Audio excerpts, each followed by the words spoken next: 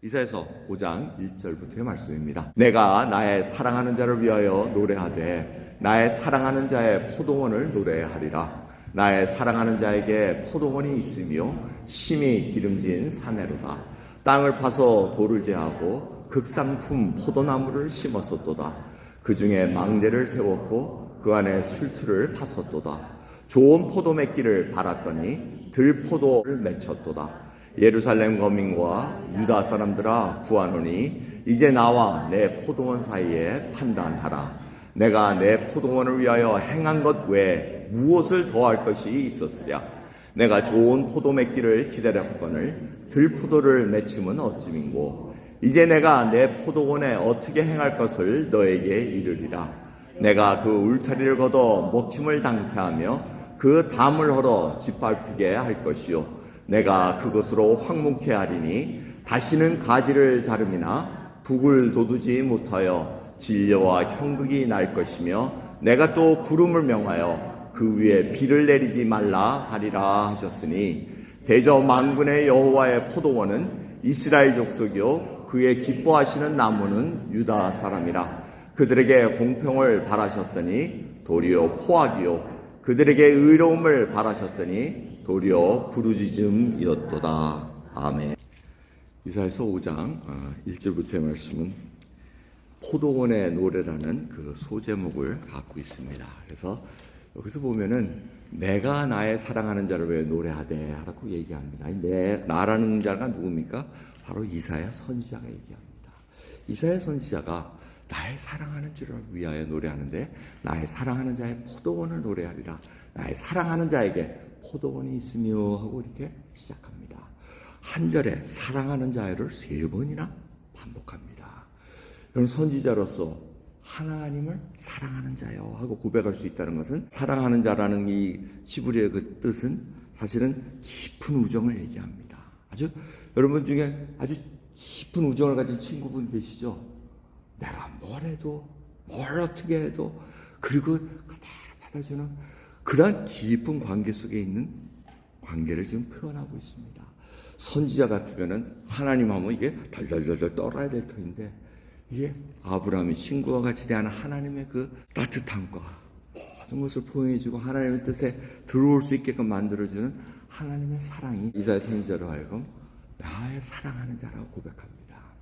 여러분 오늘 이 시간 여러분의 하나님과 나의 관계는 어떻습니까? 나의 사랑하는 자여 하고 정말 흔들리지 않는 친구, 이 친구에게만 가면은 다 들어주고 다 받아주고 그 얼마나 고마운 친구인가.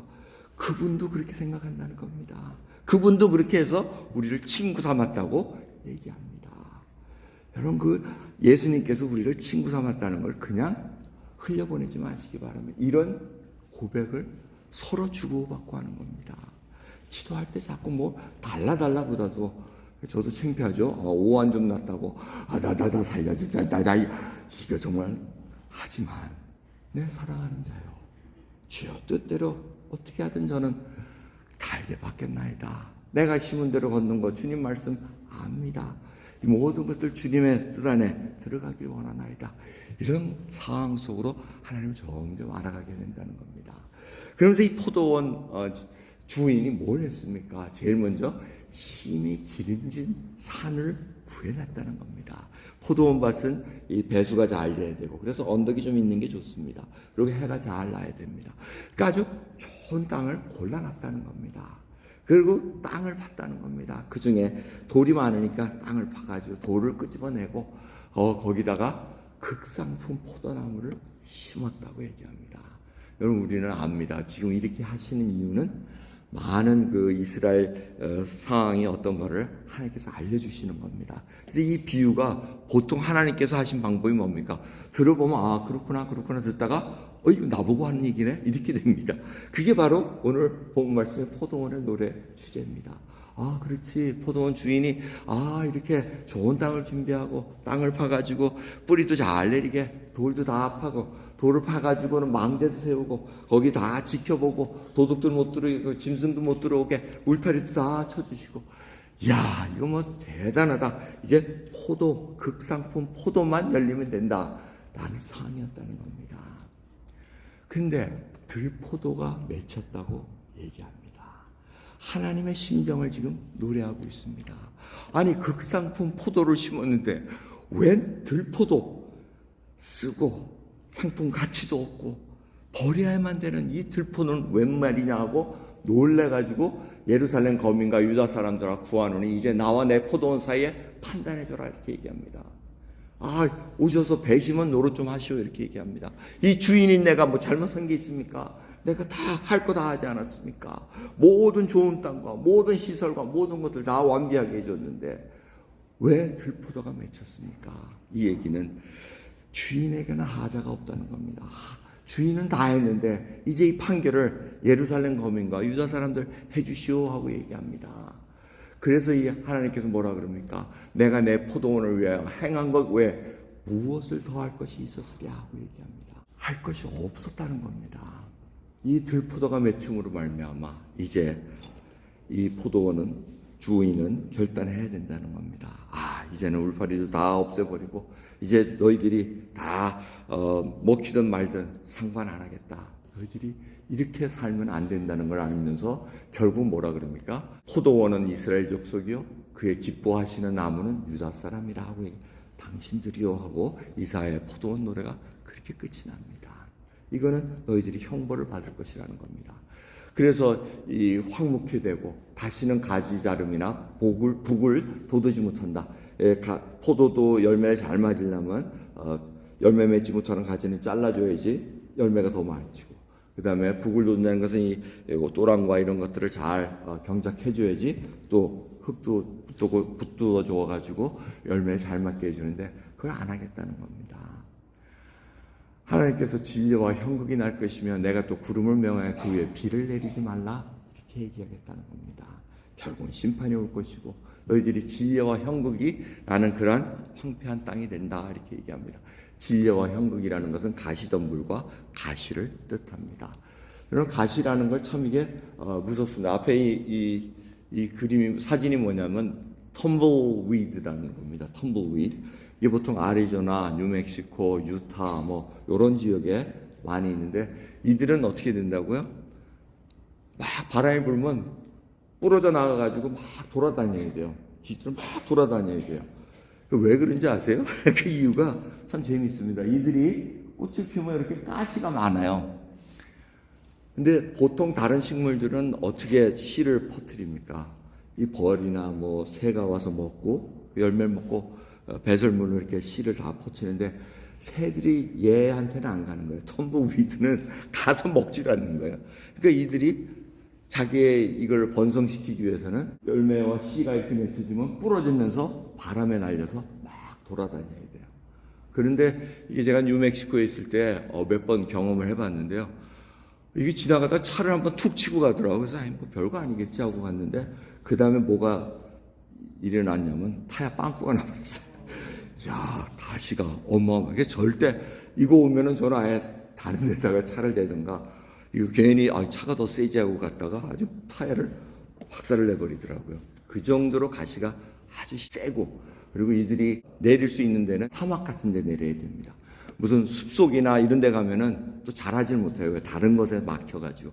그러니까 나름대로 서바이브 하기 위해서 이들이 막 돌아다니면서 자기의 그 씨를 퍼뜨리는 것을 볼 수가 있습니다. 참 황무합니다. 그런 것을 지금 하나님께서 들포도가 맺힘으로 말미암아 지금 이런 모습으로 행하겠다고 얘기를 하신다는 것이 얼마나 안타까운지 모르겠습니다. 여러분 이런 상황 속에서 정말 하나님께서 이 들포도 맺는 거에 있어서 뭐라고 얘기합니까? 오늘 말씀을 드렸는데 공평을 기대하셨다는 겁니다. 극상품 포도에서 나올 수 있는 그 열매의 맛은 공평이었던데 포악이 되었다.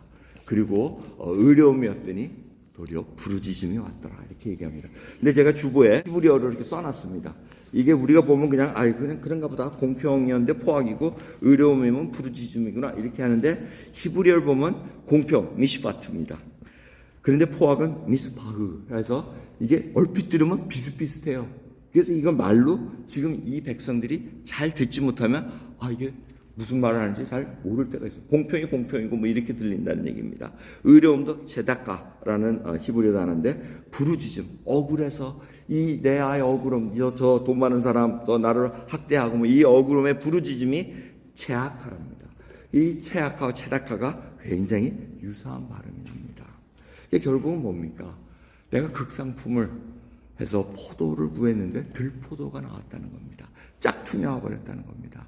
이게 하나님께서는 굉장히 유머러스 하시면서도 찌르는 데가 있습니다. 마치 우리에게 주시는 말씀이 이런 말씀 같아요. 야, 내가 지금 사랑을 지금 너희들에게 바랬더니 자랑이 나왔느냐? 사랑, 자랑 비슷하잖아요. 귀가 먹으신 분들은 뭐 사랑 했구나 이렇게 들릴 거 아니에요. 근데들 보고 용서해 주라 그랬더니 용기 내서 다른 사람들 찔러댔더냐? 이렇게 나올 수 있다는 겁니다.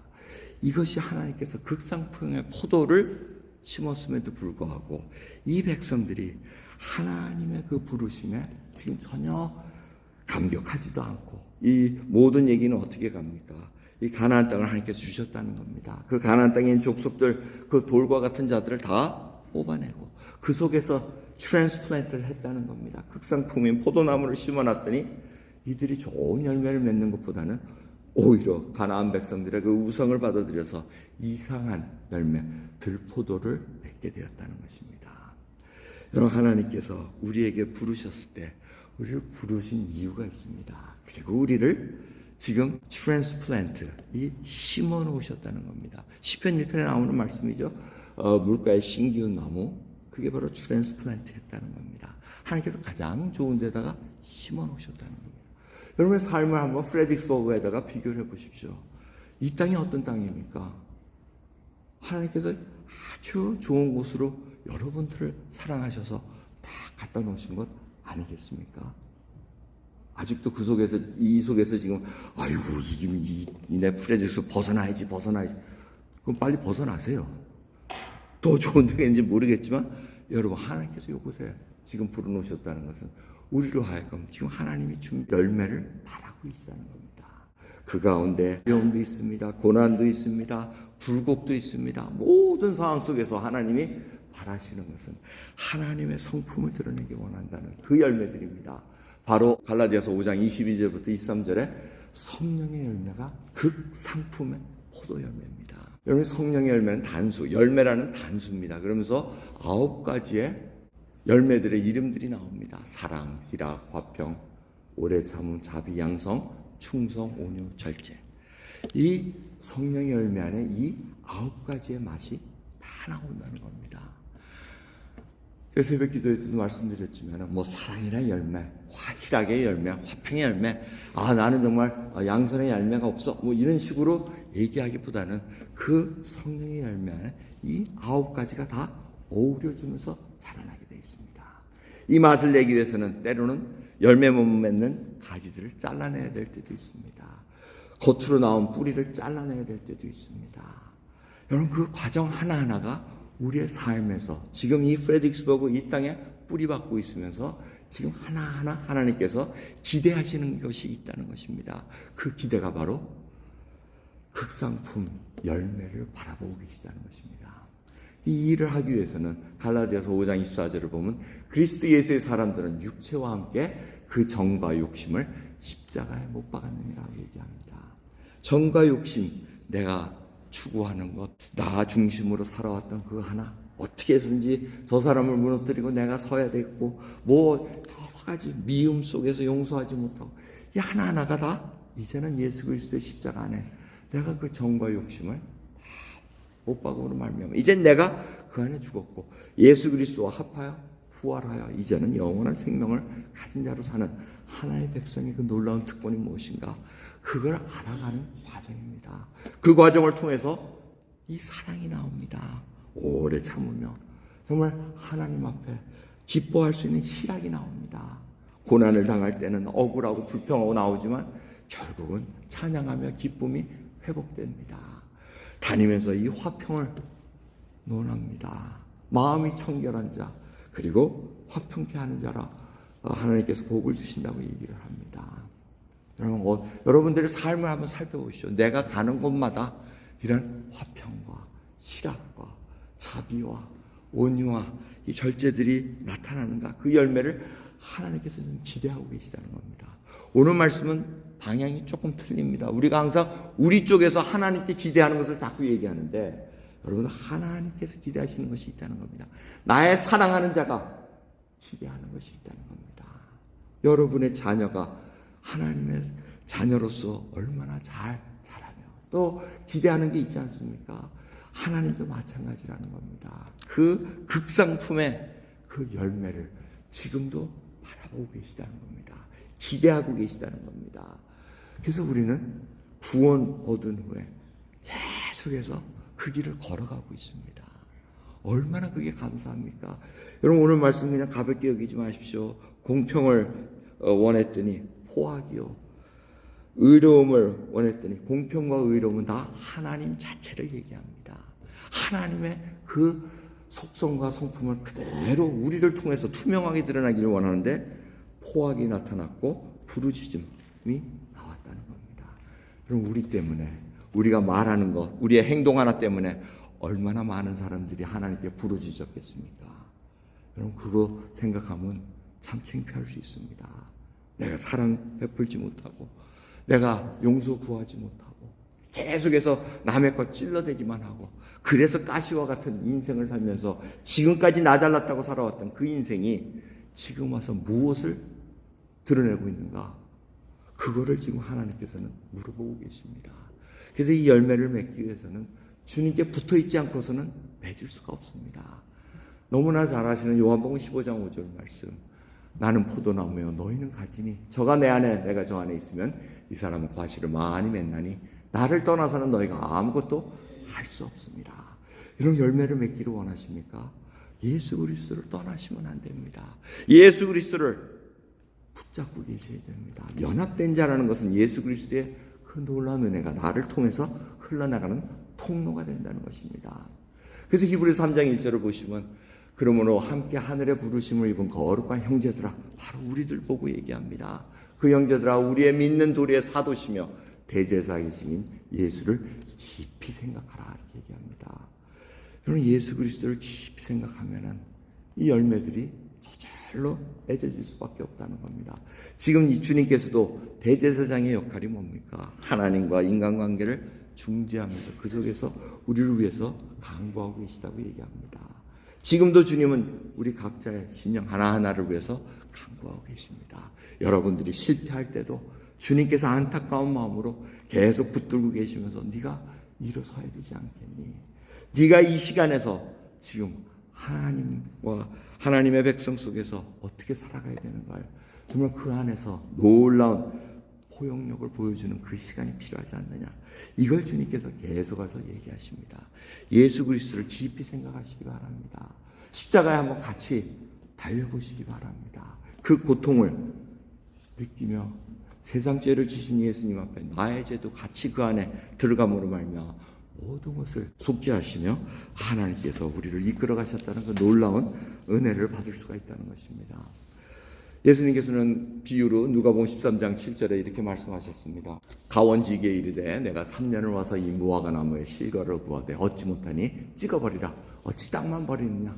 대답하여 가로되 주인이여 금년에도 그대로 두소서. 내가 두루 파고 거름을 줄이니 이후에 만일 실과가 열면이니와 그렇지 않으면 찍어버리소서 하였다 하시니라. 이 얘기의 앞절이 뭔지를 아십니까? 빌라도가 유대인들을 무고하게 죽인 사건이 나옵니다. 그래서 예수님께서 뭐라 그러십니까? 유대인 질문을 저 빌라도 나쁜 짓 한 거 보세요 하고 막 이렇게 읽는 겁니다. 그럴 때 예수님 다른 예를 듭니다. 야, 실로암 망대가 무너져가지고 여러 명이 죽었는데 그게 죄가 너희들보다 많아서 그런 줄 아느냐 하면서 이 예를 드십니다. 모두에게 다 과실이 안 맺어지고 있다고 얘기합니다. 우리는 서로 상대적으로 비교만 합니다. 저 사람은 나보다 죄가 더 많으니까 저렇게 고통을 받는 거야. 혹시 여러분들도 그렇게 생각하는 거 아니면 목사가 뭘 잘못해서 저렇게 덜덜덜덜 떨면서 고생하나? 그렇지가 않다는 겁니다. 이 세상은 하나님의 섭리 속에서 쭉 끌고 가시면서 주님께서 기다리고 계시다는 겁니다. 하나님께서는 당장 심판 내리고 싶어도 예수님께서 조금만 기다려 주십시오. 지금 이렇게 3년을 기다리시는데 더 기다리십시오. 제가 과일 거름도 주고 이거 두릅하고 이게 좀 못난 거 다 잘라내고 이렇게 하겠습니다. 지금 예수님께서 그렇게 강구하고 있다는 겁니다. 그러니 열매를 안 맺을 수가 있겠습니까? 그 열매를, 성령의 열매를 지금 주님께서 그렇게 찾고 계시다는 겁니다. 나의 사랑하는 자의 그 기대가 무엇인지를 알면 내가 지금 어떠한 상황에 있는가 비교할 수 있습니다. 그리고 결단해야 됩니다. 내가 예수 그리스도 안에 깊이 살면 나에게 하루를 또 허락하신 것은 주님을 닮아가고 주님의 은혜 속에서 살아가길 원한다는 귀한 그 사랑을 맛보시면서 11월 주일 지나가길 원합니다. 그리고 마지막으로 가을 날씨가 올해는 굉장히 좋습니다. 단풍을 많이 볼 수 있고 우리 이경우 선교사님이 한국에 있는 단풍을 저에게 사진 이렇게 보내주는데 이 가을이 참 새롭더라고요. 가을이 낙엽은 다 죽는 거 아니에요. 근데 죽을 때 저렇게 아주 그냥 멋있는 색깔을 찬란하게 비치면서 다 떨어집니다. 그럼 저희들도 이제 노년을 바라봅니다. 노년을 바라볼 때 이제 이 아름다운 색깔들을 쫙 나타낼 때가 있다는 겁니다. 여러분 그렇다고 노함과 분당과 시기 질투 이런 건 이제 싫잖아요. 사람 미워하고 사람 싫어하고 평갈라 먹고 이거 너무 싫잖아요. 이제는 하나님께서 좋아하시는 게 뭔가 이제는 그 성령의 열매로 말미암아 하나님의 그 빛깔을 저와 여러분들이 끝까지 바라면서 충성된 그 걸음 달려가길 원합니다. 기도하겠습니다. 감사합니다. 참으로 귀한 삶 속에서 저희들을 붙들어 주신 것 감사합니다. 주님, 나의 사랑하는 자 그분의 그 기대를 저희들이 알았나이다. 최상품으로 심어 놓으셨습니다. 이곳에 심어 놓으셨기에 아버지 저희들에게 바라시는 열매들이 있나이다. 아버지 또 기다려 주심을 감사합니다. 하나님 은혜 가운데 하루하루가 하나님 은혜에 감격하며 우리 주 예수 그리스도를 깊이 생각하는 백성으로 인도해 주옵소서. 감사드리며 예수 그리스도의 이름으로 기도드리옵나이다. 아멘.